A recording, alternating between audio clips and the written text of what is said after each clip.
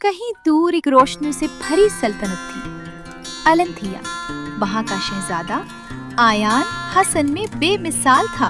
नीली आंखें, चमकता चेहरा, सुनहरी बाल और हर अदा में गुरूर। हर रोज वो आईने के सामने खड़ा होकर कहता, दुनिया मेरी सूरत पर फिदा है। एक शाम महल के दरवाजे पर एक कमजोर बोसीदा चादर ओढ़े औरत आई। उसके हाथ में एक सियाह गुलाब था। बेटा, सिर्फ एक रात की पनाह चाहिए, आयान ने नाक चढ़ाकर कहा।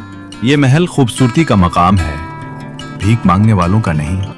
तुमने खूबसूरती को गुरूर बनाया और दिल की रोशनी को हकीर जाना। अब अपने गुरूर की सजा खुद भुगतो। वो सियाह गुलाब को फूंक मारती है।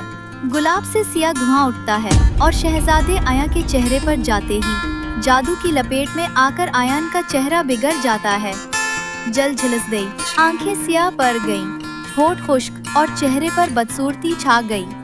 नौकर भाग गए, महल सन्नाटा बन गया। आयान ने खुद को आईनों से छुपा लिया। फिर एक रात वो चुपचाप महल से निकलकर जंगल की तरफ भाग गया।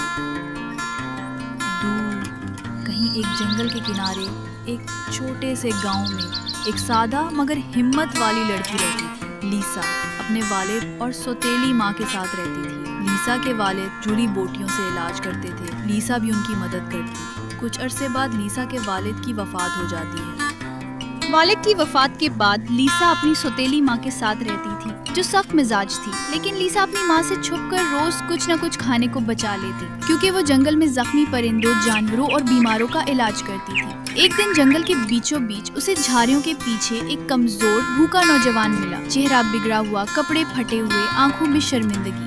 मुझे खाना चाहिए, मैं कई दिन से भूखा हूँ। लीसा ने गौर से देखा, मगर डरी नहीं। उसने थैली से रोटी निकाली, पानी दिया और धीरे से पूछा, तुम कौन हो? आयान ने झिझकते हुए सिर्फ इतना कहा, मैं एक सजा याफ्ता इंसान हूँ और तुम्हारा एहसान कभी नहीं भूलूंगा। वो रोज आता, लीसा उसे खाना देती और आहिस्ता आहिस्ता दोनों में दोस्ती हो गई। वो मिलकर फूल तोड़ते, जड़ी बूटियां चुनते, दरख्तों के नीचे बैठकर हंसते, बातें करते। लेकिन एक दिन आयान अचानक गायब हो गया। लीसा कई दिन तक इंतजार करती रही। हर दरख्त के नीचे, हर रास्ते पर वो आयान को ढूंढती रही। उसका दिल बेचैन था। उसने वादा किया था, वो कभी मुझे छोड़ेगा नहीं। दूसरी तरफ आयान एक पुरानी गार में छुपा था।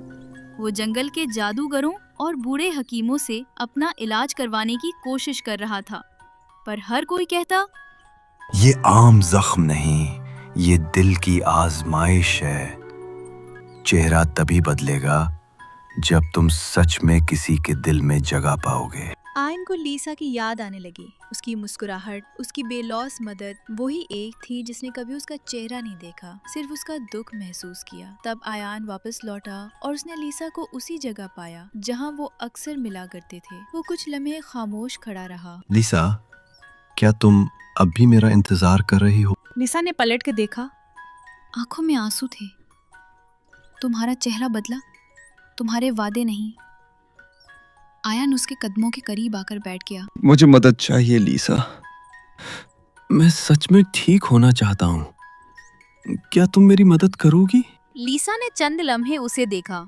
मैं पहले दिन से तुम्हारी मदद कर रही हूँ। अब हम ये सफर साथ मुकम्मल करेंगे।